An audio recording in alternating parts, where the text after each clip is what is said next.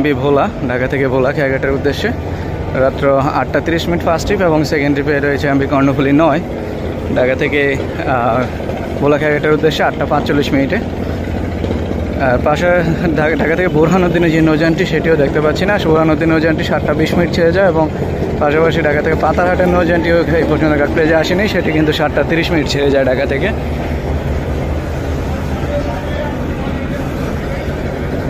রয়েছে নিউ সাব্বির 2, ধুলিয়া একের ব্যানারে ছেড়ে যাবে আজকে ঘোষেহাটের উদ্দেশ্যে সন্ধ্যা 6:30।